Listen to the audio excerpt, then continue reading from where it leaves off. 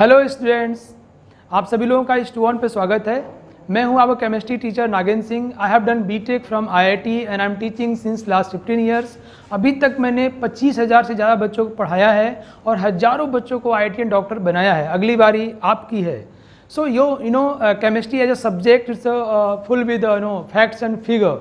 तो कई बार लोग इसको रटते हैं और ये इनके लिए मुश्किल सब्जेक्ट बन जाता है, बट यहाँ पे आप कॉन्सेप्ट्स को समझेंगे, रियलाइज़ करेंगे और ये सब्जेक्ट आपके लिए बहुत ज़्यादा स्कोरिंग और रैंक प्रोड्यूसिंग होने वाला है। तो चलिए देखते हैं आज के लेक्चर में कैसे ये चीज़ें रियलाइज़ करते हैं हम। ओके, हमने पिछली क्लास में क्या पढ़ा था? Relationship among atoms. याद है आपको? आइसोटोप, आइसोबार, आइसोटोन, आइसोडाइफर्स, है ना? गुड। एंड हमने पढ़ा था एवरेज एटॉमिक मास, ये भी आपको याद होगा। मोलिकुलर मास, ये भी आपको याद होगा। हमने कुछ बहुत ही खूबसूरत क्वेश्चन ट्राई किए थे मोलिकुलर मास से। चलिए, तो जो हमने पिछली क्लास में पढ़ा था उसी के बेस पर एक आपका चेक योर मेमोरी एक क्वेश्चन ट्राई कराता हूँ, जैसा मैं हमेशा करता हूँ कि पिछली क्लास में आप कितने अटेंटिव थे या अभी कितने अटेंटिव हैं। So everyone has to answer, please come on बच्चों। ये एक सवाल है, an oxybromo compound KBROX where X is unknown is analysed and found to contain 52.92% of bromine. What is the value of X? एक खूबसूरत सा molecular mass के ऊपर बेस्ड क्वेश्चन है बच्चों, तो ये ट्राई करना है। And time is 90 seconds. Time आपके पास 90 सेकेंड्स का है।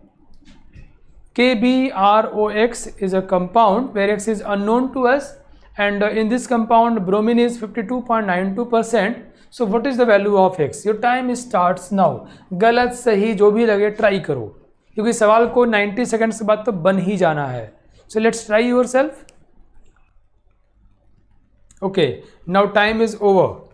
So समय समाप्त हुआ बच्चों। मुझे उम्मीद है कि आप लोगों ने ट्राई ज़रूर किया होगा। Let's see it. हम कैसे ट्राई करते हैं। वेरी ब्यूटीफुल क्वेश्चन, मतलब एक छोटे से कॉन्सेप्ट को कितना खूबसूरत तरीके से यूज किया जा सकता है। KBROX। ओके, अब हमको बताया गया कि ब्रोमीन जो है इसमें 52.92% है। आपको याद होगा, we have seen in case of molecular mass that's here we have only one bromine atom and the atomic mass of bromine is 79.9। वी कैन टेक इट 80, right? So atomic mass of bromine is 80 and it is 52.92% of the total. So from here we can calculate the molecular mass of this compound and we know each and every data except the value of X. Okay, let's see how to try this question. आप लोग समझ तो गए ही हो कि भैया ये 52.92% की वैल्यू जो है ब्रोमीन के एक एटम के मास के बराबर है। अब one atom is account for 80 gram, right? One mole atom is 80 ग्राम। सो पूरे मॉलिक्यूल का मास कितना होगा? 100% कितना होगा? तो हम क्या बोलेंगे? 80/52.92 into 100। Yes, is that clear? है ना बच्चों? कितना आसान है ना? ये ब्रोमीन जो है पूरे के मास का 52.92% है। इसमें ब्रोमीन हमको एक दिख रहा है, तो 80 इज 52.92%। टोटल का मास कितना होगा? 100% निकाल लिया। और ये जो आएगा, ये टोटल का जो मास होगा बच्चों, ये क्या होगा? मोलर मास होगा इसका। ये कितना होता है? पोटेशियम का 39, bromine we know it's 80 and oxygen का 16। कितने ऑक्सीजन है? X, 16X. This value should be equal to this one and from here we will calculate the value of X. समझ में आया नहीं? बताओ, बोलो समझ में आया कि नहीं? आइडिया कितना आसान और खूबसूरत है। पता है ये बहुत ही अच्छा सवाल है। कितने भोले भाले कॉन्सेप्ट पूछा गया है। Now molecular mass of the mixture, हमने जैसे एवरेज एटॉमिक मास देखा था ना। Average atomic mass we have seen. अगर आइसोटोप्स होते हैं तो हम सबका एवरेज लेते हैं।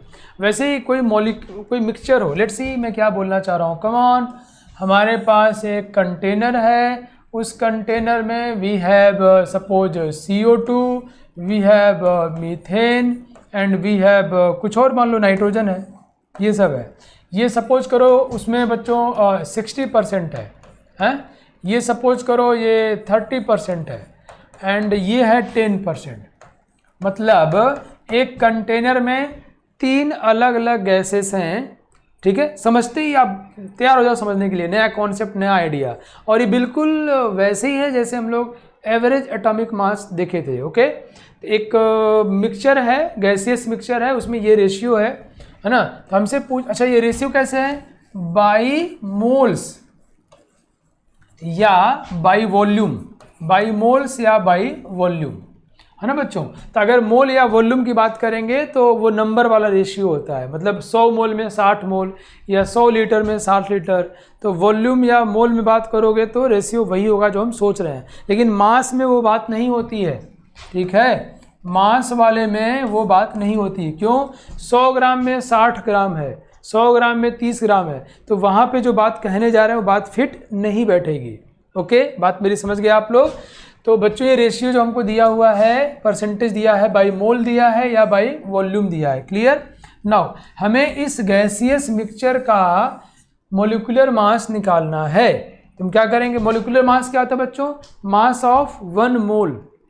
तो 100 मोल में हम 100 मोल का मास निकाल लें मिक्सचर का, हम 100 मोल मिक्सचर का मास निकाल के उसको 100 से भाग दे दें, तो 1 मोल मिक्सचर का मास आया कि नहीं बताओ। समझ आई बात आपको मेरी। हमारे पास अगर सिर्फ CO2 होता तो हम कहते हैं इसका मोलिकुलर मास 44 है, but we have CO2, CH4 and N2 in different compositions, right. हमसे कह रहे हैं इसका मोलिकुलर मास बताओ, हम मान लेंगे 100 मोल गैसियस मिक्सचर है तो 60 मोल CO2 होगा, 30 मोल CH4 होगा and 10 moles will be N2 and we will calculate the mass of 100 moles and then divide by 100 and will get the molecular mass of the mixture. Yes, is that clear now. See, तो हम कैसे करेंगे बच्चों, देखो देखो इन सारी बातों को नोट भी करते रहो। क्या करने वाले हैं, what we are going to do. So we know the molecular mass of, out of 100 moles of mixture 60 mole will be CO2 as it is given in the problem। तो 60 मोल का मास कितना होगा, 1 मोल 44, तो 60 into 44 plus 1 mole is CH4 is 16 and here we have 30 moles, so 16 into 30 plus 1 mole is 28 and here we have 10 moles, so 28 into 10, this is the mass of 100 moles of mixture, so divide by 100, so it will be mass of 1 mole of mixture and 1 mole is called molecular mass, mass of 1 mole is called molecular mass। is that clear। ऐसा है कि हमको इस सवाल में कह रहा है, बड़े प्यार सुनो, क्वेश्चन में कह रहा है कि एक कंटेनर में गैसियस का मिक्सचर है जिसमें 60% CO2 है, 30% CH4 है और 10% N2 है। ओके, वो ध्यान समझना। तो हमने मान लिया, अगर इसका मतलब तो यही हुआ ना कि अगर 100 मोल मिक्सचर होगा, अगर 100 मोल मिक्सचर होगा तो 60 मोल CO2 होगा, 30 मोल CH4 होगा और 10 मोल N2 होगा। अगर हम 60 मोल 100 मोल ले, अगर 1000 मोल लेंगे तो उसमें 60% ये होगा, राइट भाई। परसेंटेज का मतलब ये होता है। तो अगर हम लोग 100 मोल मिक्सचर लेते हैं तो उसमें 60 मोल CO2, 30 मोल CH4, 10 मोल N2 होगा। ठीक है, तो 60 मोल CO2 का मास कितना होगा, तो 60 इंटू 1 मोल का मास 44 होता है, तो 60 इंटू 44 कर दिया। अच्छा, 30 मोल CH4 का मास कितना होगा, तो 1 मोल का 16 होता है, 30 इंटू 16 कर दिया। 10 मोल्स N2 का मास कितना होगा, तो 10, तो ये टोटल मिला के 100 मोल्स मिक्सचर का मास हुआ कि नहीं। तो कहेंगे कि सर अब 1 मोल का मास कितना होगा, तो 100 से डिवाइड कर दो। तुम लोग ये सोच रहे हो कि सर 100 क्यों ले रहे हैं, ऐसा करो आप 200 ले करो या आप 1000 मोल्स ले करो। तो मिक्सचर का अगर 1000 मोल लोगे तो ये 60 की जगह 600 हो जाएगा, 30 की जगह 300 हो जाएगा, 10 की जगह 100 हो जाएगा और नीचे किससे भाग दोगे, 1000 से। सब कट पीट के वहीं आएगा। जब कट पीट के वही आना है तो हम लोग एक आसान वाला चूज करते हैं, that is 100, because we have been given percentage. आपका भाई किसी एग्जाम में अगर 94% आया तो हम यही नहीं समझते हैं कि 100 मार्क्स का एग्जाम हुआ होगा। मतलब किसी एग्जाम में आपका 50% आया तो हम क्या समझते हैं कि 100 नंबर हुआ होगा, तुम 50 पाए हो। क्या नहीं, मेरा 100 का नहीं हुआ था, 40 का हुआ था, तो 40 से 20 पाए होगे, तो जितना भी उसका आधा पाए होगे, तो हम कुछ भी मान सकते हैं। तो इसी तरह से यहाँ पे हम इसको 100 मान सकते हैं। Okay, is that clear? सबको समझ में आ गया? सो मोलिकुलर मास क्या होता है? मास ऑफ 1 मोल कोई चीज़, एक अगर CO2 है तो मास ऑफ 1 मोल CO2, यहाँ पे मिक्सचर है तो मास ऑफ 1 मोल मिक्सचर। हमने 100 मोल्स का निकाल लिया, 100 से भाग दे दिया तो 1 मोल का आ गया। नाउ अब जैसे बच्चों कम ऑन सी देखते हैं हम लोग, एक सवाल बनाओ। एयर जानते हो? हवा, एटमॉस्फेयर। हमारे एटमॉस्फेयर में सपोज 78% नाइट्रोजन है, सपोज इसलिए बोला कि मोर और लेस इतना ही होता है, थोड़ा आगे पीछे होगा, एंड 21% ऑक्सीजन है, एंड सपोज 1% CO2 है, right? So find molecular mass of air. तो आज हम लोग एयर का मोलिकुलर मास निकालते हैं। एयर क्या है बच्चों? Mixture, gases mixture. तो suppose the composition of air is like this, so what is the molecular mass of air? ये सवाल सीधे कंपटीशन में पूछा गया है कि एयर का मोलिकुलर मास क्या होता है। चलो बताओ बच्चों, जल्दी जल्दी सॉल्व करो। टाइम आपके पास 90 सेकेंड्स का। Why 90 seconds? Because here we have little bit calculations. तो आपने क्या देखा कि अभी जो मैंने जब पहले पढ़ाया था तो सवाल बन ही नहीं रहे थे, इवन समझने में भी वंस मोर करना पड़ा। लेकिन एक बार समझ गए तो बच्चों ने मेरे 30, 35, 40 सेकंड में उत्तर फेंक दिया। तो जब हम बात समझ जाते तो आसान हो जाता है। और आप लोगों ने बिल्कुल सही किया है, आंसर इज अप्रोक्सीमेटली 29। एयर का मोलिकुलर मास 29 होता है।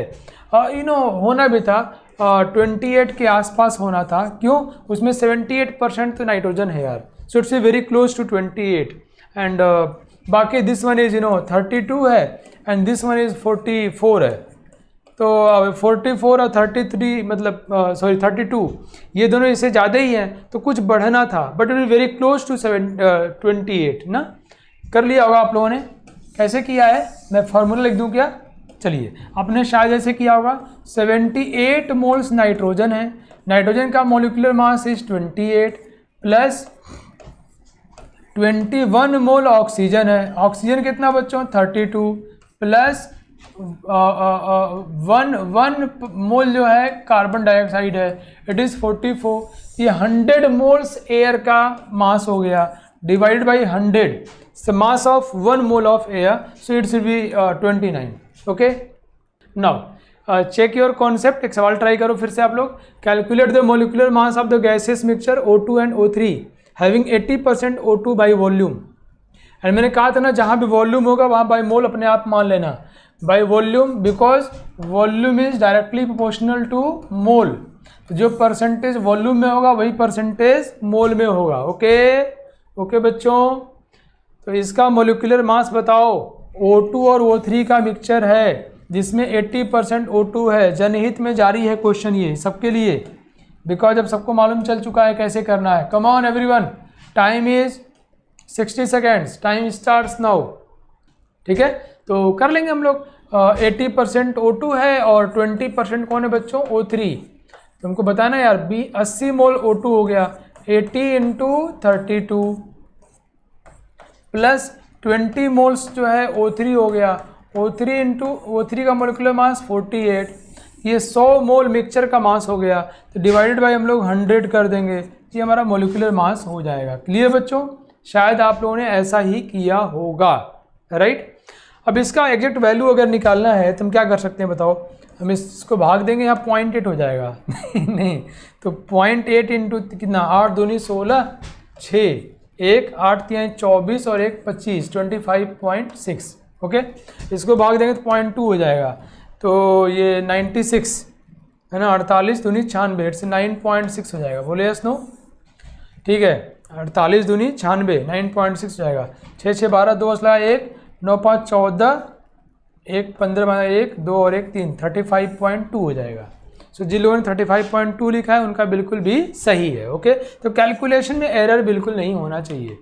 ठीक है, अब ये सवाल एक्चुअली मैंने इसलिए लिख दिया था कि एग्जाम में पूछा गया कंपटीशन में, लेकिन हम लोग एक ही तरह क्वेश्चन नहीं करेंगे। आप स्क्रीनशॉट ले लो, घर पे ट्राई कर लेना। ठीक है, चलिए नेक्स्ट, फॉर्मूला मास क्या होता है? Let's see what is formula mass, let's discuss it. बच्चों क्या होता है कि जैसे मान लो कैल्शियम सल्फेट है Ca2SO4, तो ये मॉलिक्यूल नहीं है, इट्स सॉरी ये मॉलिक्यूल नहीं होता है, ये आयन के फॉर्म एग्जिस्ट कर रहा है। कैल्शियम सल्फेट CaSO4 ये आयन के फॉर्म में एग्जिस्ट कर रहा है, कैल्शियम +2SO4-2, और इनकी सॉलिड होती है, पैकिंग होती है। सॉलिड स्टेट एक चैप्टर है केमिस्ट्री में, वहाँ हम लोग पैकिंग को पढ़ते हैं, पैकिंग होती कैसे है सॉलिड्स की, राइट। तो ये ऐसे एग्जिस्ट नहीं करते, जैसे CO2 है, CO2 तो ऐसे ही एग्जिस्ट करते हैं, CO2 ये मॉलिक्यूलर फॉर्म में, ये सिंगल एंटाइटी के रूप में एग्जिस्ट करते हैं। But here calcium sulphate does not exist as a single entity, but their ions are packed in different patterns in solid. Okay, so एक formula, this is called one formula, एक formula का जो मास होगा, मास of the one formula is called formula mass. It's like molecular mass, but here we avoid to use the term molecular mass because it's not the molecule. In fact, it's ions हैं, तो we call it as a formula mass, right? तो इसका formula mass निकालना हुआ तो बहुत इसको माथापच्ची करने की ज़रूरत नहीं है। जो molecular mass सीखे हो वही है ये, बस नाम बदल गया है। नाम नागेंद्र बोल दो चाहे नाग सर बोल लो, मैं तो वही रहूँगा यार, मेरे में कोई फ़र्क नहीं पड़ता और आप में भी नहीं पड़ता है, नहीं। तो बच्चों ये फार्मूला मास बोलते हैं। कैल्शियम कितना होता है 40, सल्फर का 32 और ऑक्सीजन का 16, 4 है 64 हो जाएगा, ये जोड़ दिया तो वन फार्मूला मास हो गया, इतना ग्राम पर मोल, ठीक है। तो फार्मूला मास और मोलर मास एक ही चीज़ है, बस मैं आपको बताना ये चाह रहा था कि फार्मूला मास हम लोग आयंस के लिए यूज करते हैं, आयनिक सॉलिड केस में। ओके, समझ गए आप लोग? क्योंकि मैं आपको बताऊं मैं क्यों हंस रहा हूँ। एक टीचर आए थे, पता नहीं कौन से धुआंधार टीचर थे।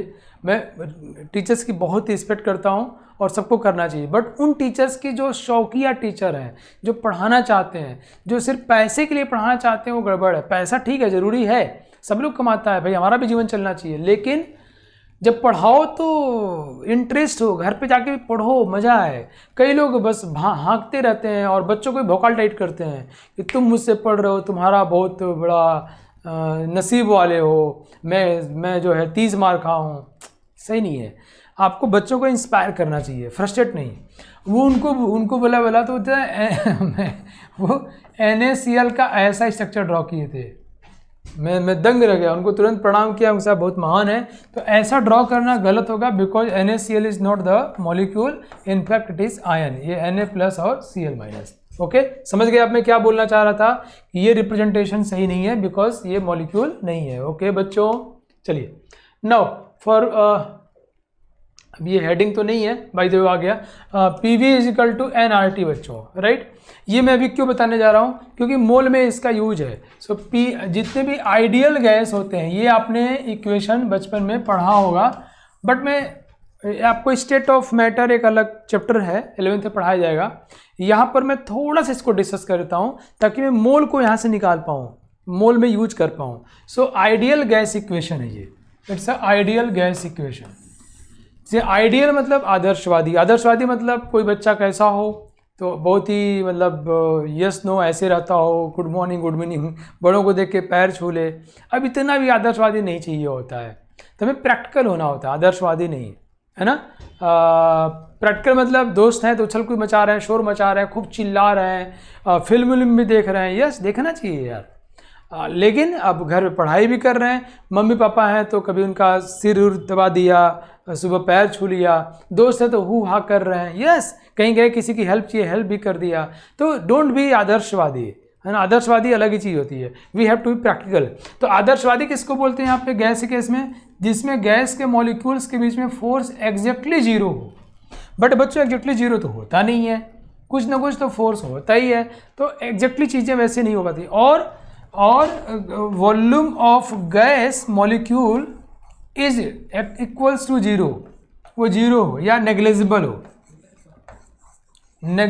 हो। अगर ऐसा होता है तो इसको हम क्या बोलते हैं, आइडियल गैस बोलते हैं। और ऐसा नहीं होता है तो आइडियल गैस नहीं है। जैसे हमें शायद ही कोई आइडियल हो, नहीं बाय द वे बच्चों, मैं तो बिल्कुल भी नहीं हूँ। अपने दोस्तों के साथ शोर मचाता हूँ, नाचता हूँ, कूदता हूँ, डांस करता हूँ, और मतलब कहीं कोई मिल गया उसकी हेल्प भी कर देते हैं। तो आई जस्ट बिलीव कि आइडियल नहीं होना चाहिए। तो अब आइडियल गैस अगर होगा बच्चों तो उसके लिए इक्वेशन है PV is equal to nRT। ये इक्वेशन कहाँ से आया? बोलते हैं KTG से आया। ये आपको डिटेल में स्टेट्स ऑफ मैटर में पढ़ाया जाए, काइनेटिक थ्योरी ऑफ गैसेस से आया। Okay, so there it will be explain to you. P क्या है बच्चों? प्रेशर। मैं बस धीरे धीरे बोलूँगा, आप सुनते जाना और डिटेल बाद में किया जाएगा। जिस कंटेनर में गैस को रखा गया है उस कंटेनर के सरफेस के ऊपर गैस कितना प्रेशर लगाता है। Pressure applied by gas on the surface of the container is called P। V क्या है? V है बच्चों volume available to gas for free movement. Gas को फ्री मूव मैं कंटेनर का वॉल्यूम नहीं बोल रहा मैं क्या बोल रहा हूँ? जो वॉल्यूम गैस को अवेलेबल है फ्री मूवमेंट के लिए उसको क्या बोलते हैं? V। अब गैस का आइडियल गैस पढ़ रहे हो तो गैस का वॉल्यूम क्या है? 0 मान लिए हो तो जो भी कंटेनर का वॉल्यूम है उसको अवेलेबल हो जाएगा नहीं, लेकिन अगर आइडियल नहीं होगा तो ये नहीं होगा। राइट बच्चों, तो V is the volume of the gas available to it for free movement. V gas को जो वॉल्यूम फ्री मूवमेंट्स के लिए अवेलेबल होता है that is called V here. But in case of ideal gas, since the volume of gas is assumed to be 0, negligible, so volume of container is supposed to be V here, right? N क्या बच्चों? कितना moles gas है, gas कितना moles है। मैं यहाँ पे इसको डेराइव नहीं कर रहा, सिर्फ इसका मतलब समझा रहा हूँ। ओके बच्चों। R क्या बच्चों? गैस कांस्टेंट है। T क्या है? टेम्परेचर है। T क्या है? टेम्परेचर। N और R, ये टेम्परेचर हमेशा हमको केल्विन में रखना होता है। मैं इन सब बातों पे आता हूँ धीरे धीरे। तो PV is equal to nRT ideal gas equation है। चलिए बच्चा लोग, P pressure, V volume, N number of mole, R T ये 9th क्लास में दिया हुआ है। P जो है फिर से हम समझते हैं यूनिट क्या यूज करेंगे बच्चों। अगर हम इसका जो यहाँ यूनिट यूज करते हैं ATM में एटमॉस्फेरिक प्रेशर यूज करेंगे तो वॉल्यूम बच्चों में लीटर लेते हैं, लीटर वॉल्यूम लीटर में लेते हैं। राइट। N क्या है? Moles, always moles of the gas. R की वैल्यू हम लोग लेते हैं 0.0821। टेम्परेचर हमेशा केल्विन में लेते हैं, temperature is always in kelvin. Okay, temperature हम लोग हमेशा केल्विन में लेंगे। राइट। तो अगर हम लोग प्रेशर को ATM में लेंगे, ATM से बहुत इमोशनल हो रहे हो क्या? ये वो ATM नहीं है जिसमें पैसे निकलते हैं, है ना, ये ATM एटमॉस्फेरिक प्रेशर है। राइट। प्रेशर ATM में लेंगे तो वॉल्यूम लीटर में लेंगे और R की वैल्यू इतना। अगर प्रेशर को हम लोग बच्चों पास्कल में लेते हैं, किसमें? पास्कल, जो कि प्रेशर का SI यूनिट है, और वॉल्यूम को मीटर क्यूब में लेते हैं, ये भी इसका SI यूनिट है। तो R की वैल्यू हम लोग ले लेंगे 8.314। टेम्परेचर ऑलवेज केल्विन में होगा। क्लियर? सबको समझ में आ गया? R की वैल्यू 0.0821 अगर प्रेशर ATM में, वॉल्यूम लीटर में है तो। R की वैल्यू 8.314 अगर प्रेशर पास्कल में, मीटर क्यूब में है तो। ठीक है, नोट कर लेना है ये सब बातें बच्चों। चलिए मैं आगे बढ़ता हूँ, कुछ और बातें बता दूँ आपको। 1 ATM जो प्रेशर होता है इज 1.01325 इंटू 10 की पावर 5 पास्कल होता है ना, ये इतना होता है 1 ATM।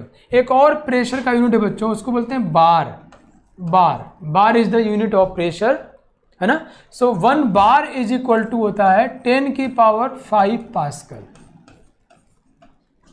1 bar is equal to 10 की पावर 5 पास्कल। क्लियर? तो अगर इन दोनों को देखा जाए तो 1 ATM और 1 बार बहुत करीब करीब है। देखो, हाँ, 1 ATM is little bit more than 1 bar. 1 ATM जो है 1 बार के करीब करीब बराबर है। ये सब बातें ध्यान रखो, एक बार इसको डिस्कस करना होता है और समझ लेना होता है। तो 1 ATM 1 बार के करीब बराबर है। पूछा जाए इनमें से कौन ज़्यादा है तो यू विल से कि आप कह दो कि 1 ATM थोड़ा ज़्यादा होता है। राइट, बट दोनों करीब करीब इक्वल होते हैं। ओके, चलिए अब मैं थोड़ा वॉल्यूम पे आता हूँ बच्चों। तो 1, नोट कर लो ध्यान से, 1 सेंटीमीटर क्यूब समझता है कितना होता है? 1 सेंटीमीटर लंबा, 1 सेंटीमीटर चौड़ा और 1 सेंटीमीटर ऊंचा, ऐसे ऐसे कोई कंटेनर बने 1 सेंटीमीटर क्यूब, इसमें जो चीज़ आएगी आएगा वो 1 मिलीलीटर के बराबर होगा। वाह, अगर 1 सेंटीमीटर लंबा चौड़ा और ऊंचा कोई चीज़ हो कंटेनर, तो उसमें 1 मिलीलीटर कोई भी चीज़ आएगा, दूध, लिक्विड, कोई भी पानी, सल्फ्यूरिक एसिड, HCl जो भी डालोगे, ठीक है। और अगर ये 1 डेसीमीटर क्यूब हो जाए, 1 डेसीमीटर लंबा चौड़ा, तो इसका जो वॉल्यूम होगा वो 1 लीटर के बराबर होगा। और 1 मीटर क्यूब अगर हो जाए, 1 मीटर लंबा, 1 मीटर चौड़ा, 1 मीटर ऊंचा हो जाए, तो उसका वॉल्यूम जो होगा बच्चों वो 1000 लीटर के बराबर होगा। ये सब बातें इसलिए डिस्कस कर रहा हूँ, सवाल बनाने में बहुत हेल्प करेगा आपको, राइट। मुझे उम्मीद है आपने इसको नोट कर लिया होगा। अब मैं PV = nRT आपको क्यों बता रहा था, चलो आ जाओ। PV = आइडियल गैस के लिए होता है, सिर्फ गैस के लिए, सॉलिड लिक्विड के लिए नहीं। तो अगर प्रेशर एंड टेम्परेचर कांस्टेंट है, अगर प्रेशर एंड टेम्परेचर कांस्टेंट है किसी कंटेनर में, किसी कंडीशन में, तो volume is directly proportional to mole. अगर मैं ऐसे काम कर रहा हूँ कहीं पर, है ना, तो प्रेशर कितना होगा 1 atm, और टेम्परेचर, मान लो गुब्बारे में हवा फुला रहे हो, तो बाहर का प्रेशर कितना है 1 atm, टेम्परेचर कितना है जो भी होगा 30 डिग्री, 40 डिग्री, 20 डिग्री पर जो भी होगा वो है वो। तो टेम्परेचर कांस्टेंट है, प्रेशर कांस्टेंट है, तो गुब्बारा कितना फूलेगा जितना उसमें गैस जाएगा। Volume is directly proportional to mole. एक बार में अगर जितना फूला है, दो बार में उसका दोगुना हो जाएगा, वॉल्यूम दोगुना हो जाएगा। Volume is directly proportional to mole. Clear? कब? अगर प्रेशर एंड टेम्परेचर कांस्टेंट होगा तो। सिमिलरली आप इससे रिलेशनशिप निकाल सकते हो। बच्चों बहुत डिस्कशन हुआ था इसको लेकर के, STP को लेकर के, और कई लोग बहुत गलत धारणा सोचते हैं, रखे हुए हैं। तो 1982 में 1982 में IUPAC एक संस्था है जो कि जब भी लड़ाई झगड़ा होता है तो सबको कहता बैठा तू लोग हमारी बात सुना। तो IUPAC international union for pure and applied chemistry, कई लोग समझते हैं खाली नोमेनक्लेचर के लिए, नहीं भाई, ये किसी के लिए भी है। केमिस्ट्री में कहीं भी कोई विवाद होगा, डिस्प्यूट होगा, तो that dispute will be resolve by IUPAC। So IUPAC ने कहा STP किसको बोलेंगे? अगर प्रेशर 1 बार होना चाहिए, कितना? 1 बार।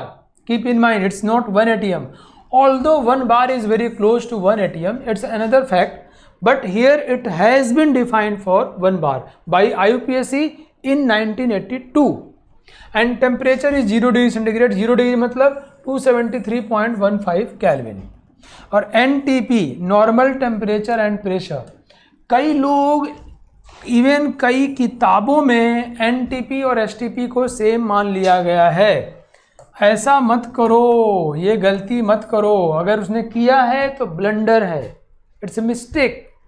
ऐसा होना नहीं चाहिए। NTP नॉर्मल टेम्परेचर और स्टैंडर्ड टेम्परेचर, दोनों, नॉर्मल टेम्परेचर और स्टैंडर्ड दोनों सेम कैसे हो सकता है?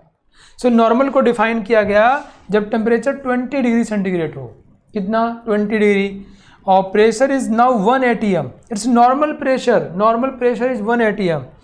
सो बच्चों ये आप ध्यान रखना, दोनों डिफरेंट हैं और दोनों का डेफिनेशन बता दिया। यहाँ 1 बार लिया गया है, 1 atm, इससे standard 1, it's a normal 1, it's a standard 1, it's a normal 1। Okay, now by using this formula PV = nRT, PV = nRT में अगर हम लोग वॉल्यूम निकालें गैस का तो क्या होगा? nRT/P। Okay, thank you. अगर हम लोग बच्चों इस कंडीशन पे, मतलब हम 1 मोल गैस का, कितना? 1 मोल गैस का वॉल्यूम निकालें लीटर में, तो R कितना हो जाएगा? 0.0821। और टेम्परेचर कितना बच्चों? हमेशा केल्विन में टेम्परेचर रखते हैं, तो वी कैन प्लेस 273.15 और वी कैन से 273 रख लें। और pressure, although it is STP के लिए pressure is 1 bar, but 1 bar we can replace by 1 atm। तो इसकी वैल्यू आती है 22.4 लीटर। कितनी आती है? 22.4 लीटर आती है बच्चों। तो कहते हैं स्टैंडर्ड टेम्परेचर प्रेशर पर 1 मोल किसी भी गैस का वॉल्यूम। अब देखो तुम्हें एक चीज़ समझाऊं, मज़ा लो यार, थोड़ा बहुत पढ़ा दिया ना, थोड़े मज़े लेते हैं। कम ऑन, आओ भाई मज़े लिया जाए। चलो बच्चा लोग, मैं एक सवाल कई लोगों से पूछा हूँ, अब वो अंड बंड उत्तर करके अपना जान बचाए हैं, भागे वहाँ से। मैं कहूँ भाई देखो H2 तो बहुत छोटा होता है, कहे हाँ, हम कहे SO3 तो बहुत बड़ा है, इसके तुलना में बहुत बड़ा है। H2 इतना बड़ा तो H3 इतना बड़ा होगा, हैं? ठीक है ना? क्या हाँ, बिल्कुल सही बात है। हम कहे 1 मोल H2 का वॉल्यूम कितना होगा? कहते हैं 22.4 लीटर STP पर। कब? STP पर 22.4 लीटर। हम कि 1 मोल SO3 का वॉल्यूम कितना होगा? कहते हैं 22.4 लीटर। हम के बोलने में ख़राब नहीं लग रहा है। हम के आलू छोटा होता है और तरबूज बड़ा होता है। हम के 1 दर्जन तरबूज और 1 दर्जन आलू दोनों का वॉल्यूम बराबर होगा, दोनों का मास बराबर होगा, वॉल्यूम बराबर होगा। कहें नहीं, क्यों? ले भागा वो समझे? बड़ा अजीब है ना, आलू छोटा और तरबूज बड़ा, 1 दर्जन आलू का वॉल्यूम और 1 दर्जन तरबूज का वॉल्यूम बराबर, कैसे? पता नहीं कैसे। नहीं, यस, अब आपको मेरी बात याद आएगी तो मज़ा आएगा। मैंने क्या बोला था? PV = nRT। ये किसके लिए है? सिर्फ आइडियल गैस के लिए। आइडियल गैस किसको बोलते हैं? अब ध्यान समझना तुम, और तुम मज़े लेना, जाके अपने दोस्तों से पूछना, गुरु ही से मत पूछना यार, टीचर की बेइज्जती नहीं करना है, वो अच्छा नहीं लगेगा। हाँ, एंथुजियास्टिक होकर पूछ सकते हो, डिसीजन पे पूछ सकते हो, लेकिन बेइज्जती के लिए मत पूछना तुम, ठीक है? तो ये इसमें क्या मैंने बताया था? आइडियल गैस के लिए है। आइडियल गैस का वॉल्यूम क्या मानते हैं हम लोग? Negligible, tends to 0। और मैंने तो आपसे कहा था ये V जो है वॉल्यूम ऑफ गैस नहीं है, ना ना ना ना ना, volume available to gas for free movement.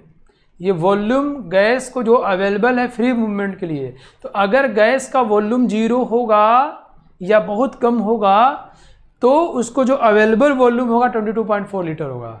Okay, बात समझ गया? तो हाइड्रोजन जो है इसको भी 22.4 लीटर, मतलब अगर बहुत ध्यान सुनना, अगर हम लोग चाहते हैं कि 1 बार प्रेशर लगे 0 डिग्री सेंटीग्रेड पे 1 मोल गैस का, तो कोई भी गैस हो उसको इतना वॉल्यूम चाहिए कोलाइड करने के लिए। ये गैस मॉलिक्यूल कंटेनर पे डुम डुम डुम डुम डुम डुम कोलाइड करते तो यहाँ प्रेशर लगता है, ये कोलिजन से प्रेशर आता है। समझ आया आपको? ये आपको पढ़ाया जाएगा। तो उसको कोलिजन के लिए जो फ्री स्पेस चाहिए, फ्री वॉल्यूम चाहिए, वो इतना है। तो this is not volume of gas, this is volume available to gas for free movement, but once we consider the volume of gas as a negligible, अगर गैस का volume negligible मान लें, 0 मान लें, तो कंटेनर का वॉल्यूम वो हो जाता है।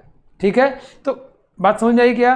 तो ये छोटा है, ये बहुत बड़ा है, ये दोनों का वॉल्यूम नहीं है, ये दोनों को अवेलेबल वॉल्यूम है। जैसे मैं इस कमरे में हूँ, इसी कमरे में खली को ले आओ, खलिया बहुत लंबा चौड़ा है, हमारे जैसे 1 दर्जन लोग निकल जाएंगे, तो इस कंटेनर का वॉल्यूम खली के आने थोड़ी चेंज हुआ।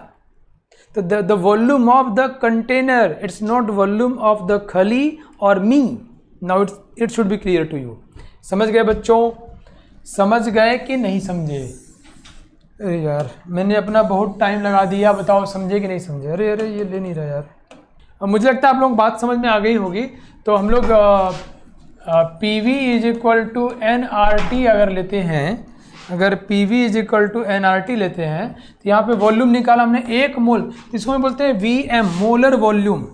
मोलर वॉल्यूम मतलब volume of 1 mole gas, volume of 1 mole gas is called molar volume. So there is a term molar volume, molar volume.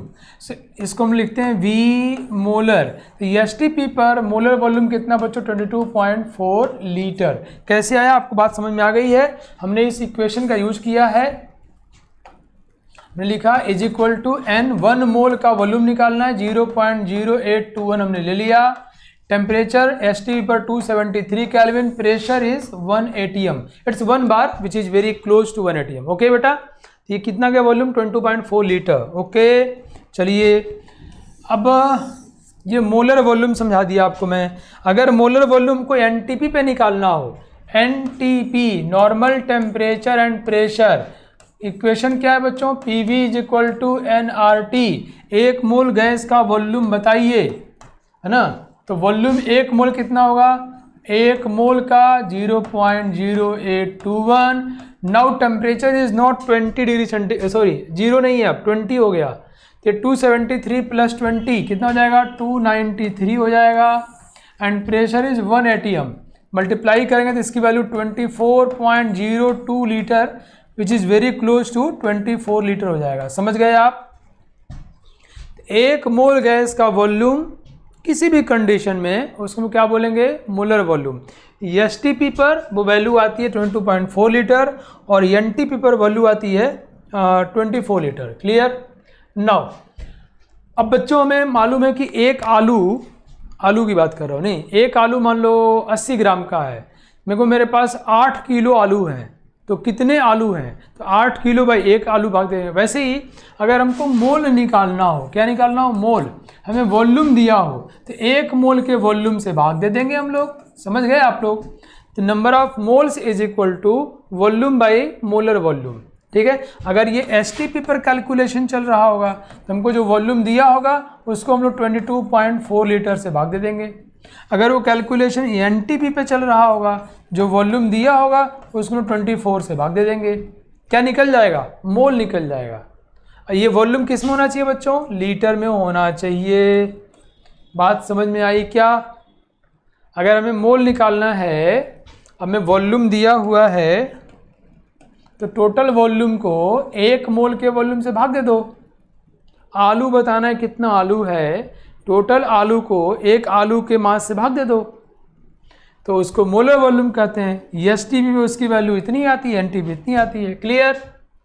मुझे उम्मीद है आपको सारी बातें समझ में आ रही हैं। थैंक यू, आप लोग समझ रहे हो, अच्छा लग रहा है। चलिए एक छोटा सवाल ट्राई करते हैं। How many moles are there in 1 metre cube of any gas at NTP. जल्दी बनाओ, टाइम तो बहुत कम देना चाहिए, मैं आपको 1 मिनट मतलब 60 सेकेंड्स दे रहा हूँ।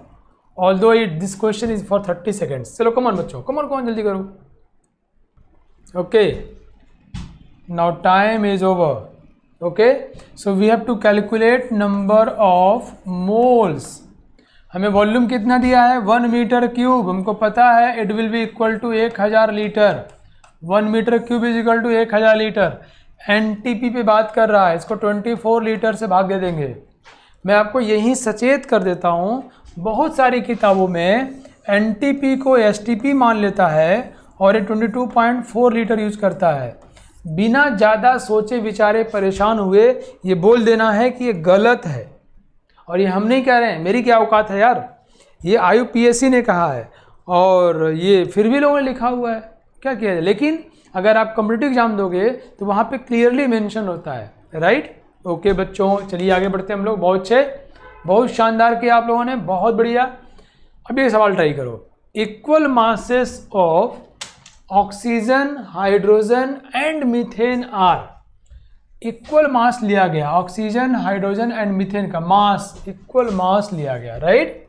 Are taken in a container in identical condition.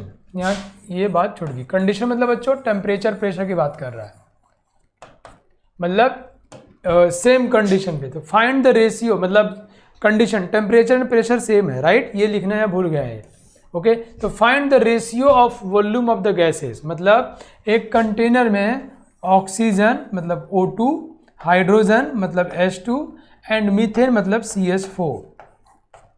Okay, ये तीनों है, तीनों का मास इक्वल है और सेम कंडीशन पे है, टेम्परेचर प्रेशर सेम है, तो इनके वॉल्यूम का रेशियो बताओ। मतलब volume of oxygen ratio volume of hydrogen ratio volume of methane क्या होगा। Just do. थोड़ा सोचना है सवाल में, थोड़ा सा, बट आप लोग इतने तेज दिमाग के हो कि आप लोगों के लिए कोई फर्क नहीं पड़ता। बहुत आसान है, मजेदार सवाल है। Time is 1 minute. Okay, time starts now. खेलने वाला सवाल है, पजल टाइप का है। मास का रेशियो दिया है, वॉल्यूम का रेशियो पूछ रहा है, कह रहा टेम्परेचर प्रेशर सेम है। अरे यार इतना आसान सवाल। देखते हैं हम लोग बच्चों इसको, मैं थोड़ा कोशिश करता हूँ आपके साथ और आप सभी लोगों को सीख लेना है। चलिए कम ऑन।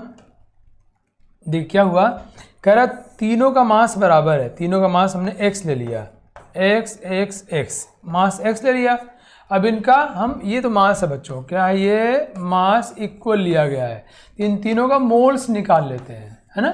मोल्स निकाल लो, कैसे निकालोगे, मोलिकुलर मास से भाग देके। कितना जाएगा ये x/32, और ये कितना हो जाएगा x/2, और ये कितना हो जाएगा इसका मोलिकुलर मास कितना बच्चों 16 डिवाइड कर दिया। ये क्या आया बच्चों, ये इनका मोल आया, तो उसमें मोल का ये रेशियो है, ये देखो।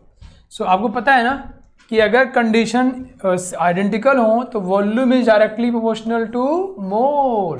तो जो मोल का रेशियो होगा वही रेशियो वॉल्यूम का भी हो जाएगा। Yes no, because you know ऐसा क्यों हो रहा है, because in identical conditions so pressure and temperature will be same, so volume is directly proportional to mole. So बच्चों क्या है, रेशियो क्या होगा, रेशियो विल बी x/32, और answer is ratio x/2 and ratio x/16। ये हमारा answer हो गया। अब रेशियो को की से गुणा करो, की से, रेशियो को अगर हम लोग रेशियो को की से मल्टीप्लाई करते हैं या डिवाइड करते हैं फर्क नहीं पड़ता। इन सभी रेशियो को आप जो है 32 से मल्टीप्लाई करो और x से डिवाइड करो।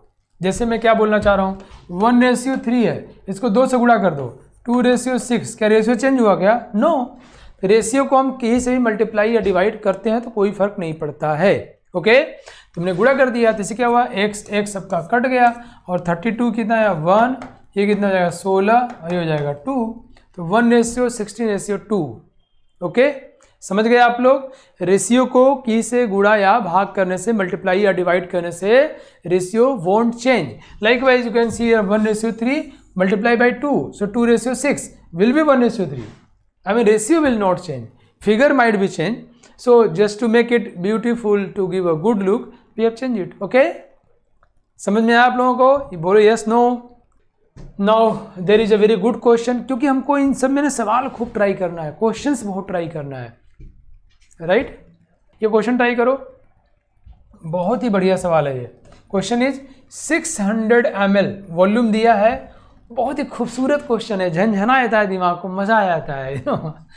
O3 एंड O2 का वॉल्यूम है, इन दोनों को मिला के वॉल्यूम दिया है 600 ml, और इन दोनों को मिला के मास दिया हुआ है 1 ग्राम। कब, एट NTP।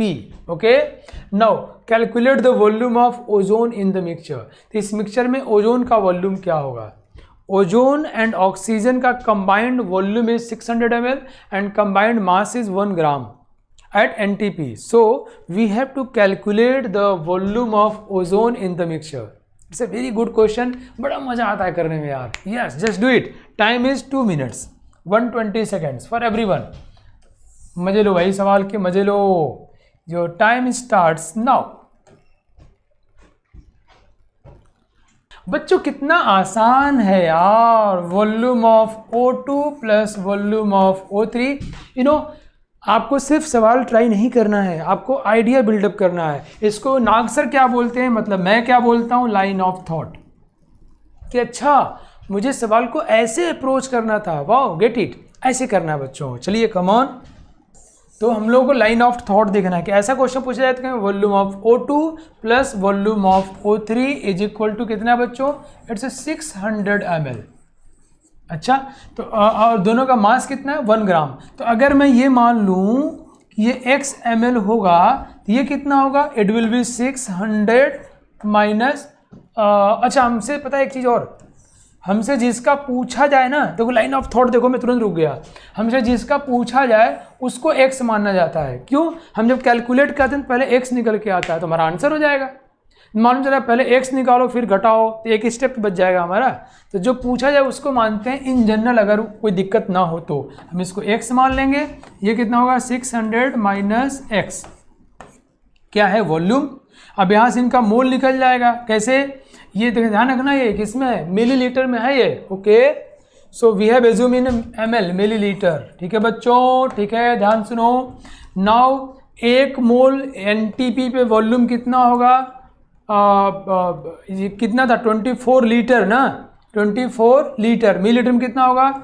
इतना हो जाएगा, इतना मिलीलीटर। याद है आपको? 24,000 मिलीलीटर, है ना। तो हमने क्या कहा था कि जब मोल निकालना हो तो 1 मोल के वॉल्यूम से भाग दे देते हैं, तो क्या निकल जाता है? मोल। तो अगर हम ये वॉल्यूम ऑक्सीजन का है, इसको हम लोग 24,000 से भाग दे दिए, डिवाइड कर दिए। वाई?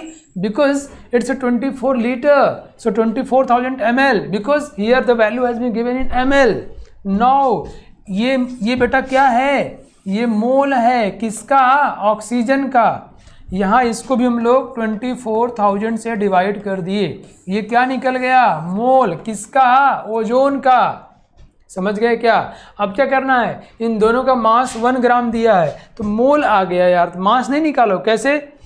ये इतना मोल O2 है। 1 मोल O2 का मास कितना होता है? 32 ग्राम। 1 मोल O3 का मास कितना होता है? 48 ग्राम।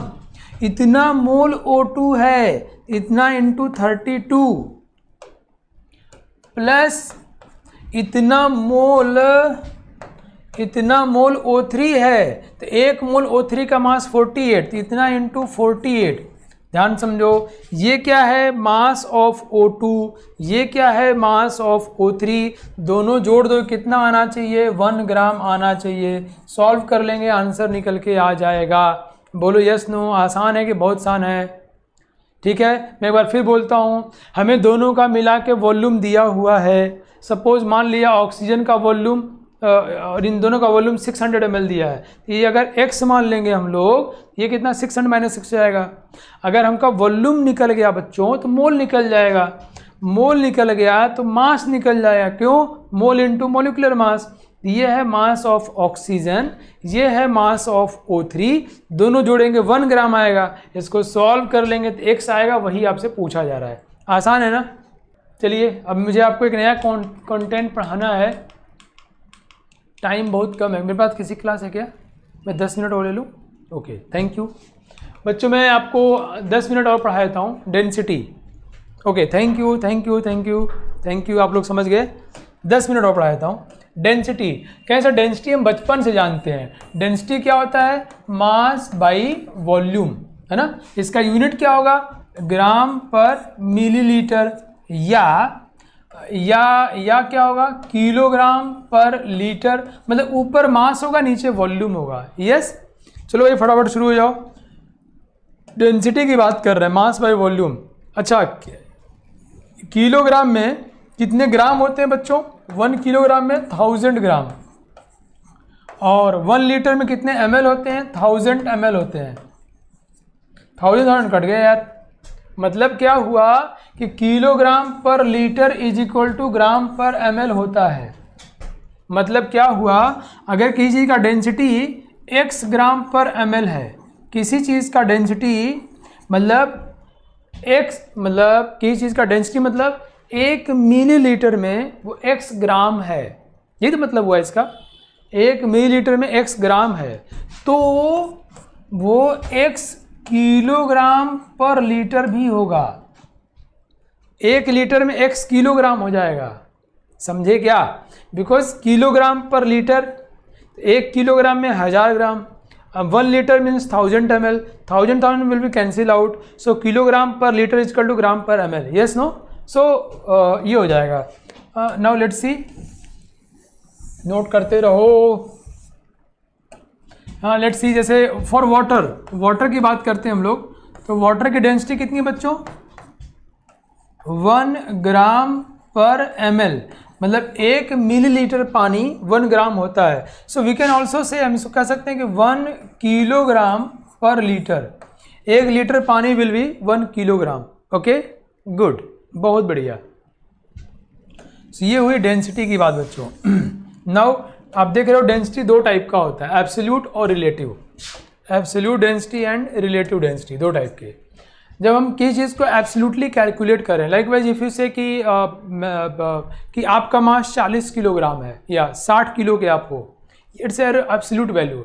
बट आप कह रहे हो कि मैं अपनी बहन से 2 गुना वेट का हूँ, आई एम डबल। सो ये रिलेटिव है ना, रिलेटिव है, ओके, रिलेटिव, राइट। तो बच्चों ये एब्सोल्यूट क्या होता है, जब हम एब्सोल्यूट का यूनिट होता है, आपने कहा कि मैं अपनी बहन के 2 गुना मास का हूँ, तो 2 गुना 2 मीटर नहीं, 2 लीटर नहीं, 2 सेकेंड नहीं, 2 किलोग्राम नहीं, डबल ऑफ दैट।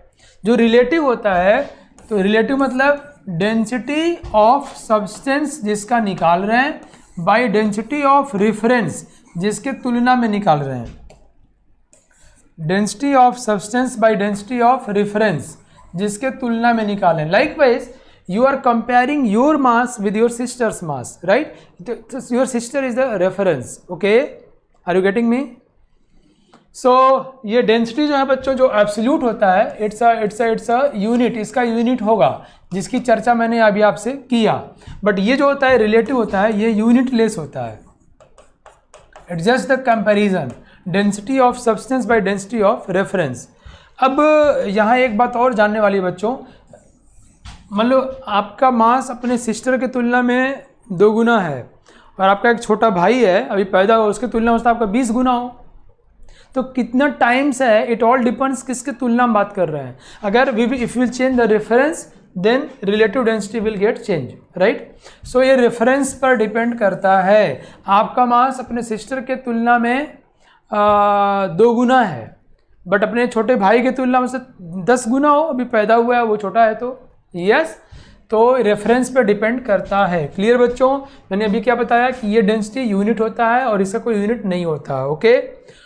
अब ये क्यों यूज करते हैं, जब थोड़े बड़े हो गए, साइंस थोड़ा और पढ़ोगे आप, मेडिकल या इंजीनियरिंग से, मैंने इंजीनियरिंग किया IIT से, तो कई बार डेंसिटी एक्चुअल एब्सोल्यूट वैल्यू निकालना मुश्किल हो जाता है, तो हम लोग रिलेटिव निकालते हैं। सो रिलेटिव कैलकुलेशन के लिए, लेबोरेटरी पर्पस के लिए या एक्सपेरिमेंटल पर्पस के लिए आसान होता है। So many times we choose this one, relative density, okay. Now relative density जो हमको पढ़ना है बच्चों, 2 पढ़ना है। एक को बोलते हैं वेपर डेंसिटी, मैं यही लिख देता हूँ इसको, हमको 2 को ज़्यादा डिटेल में पढ़ना है, जो कि वैसे होते कितने रिलेटिव डेंसिटी, इनफाइनाइट होते हैं।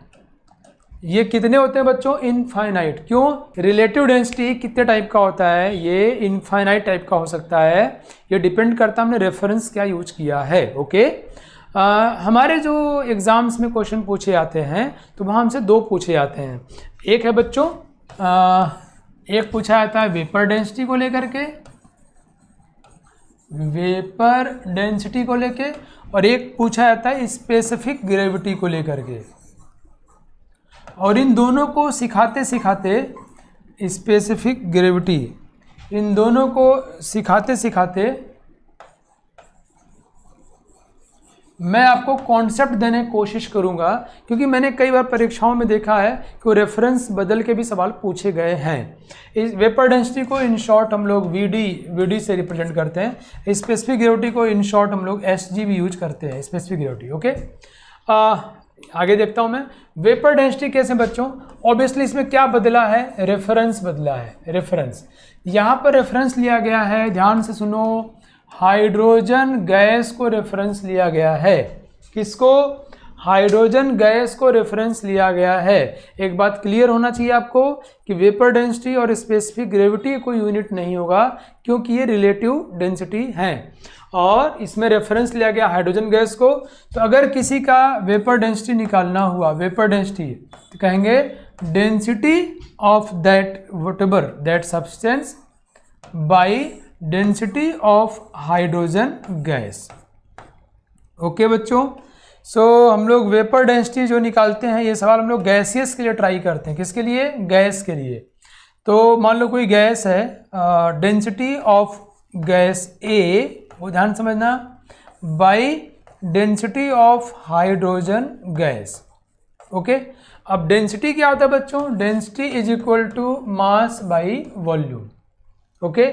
हम सभी जानते हैं फॉर 1 मोल गैस,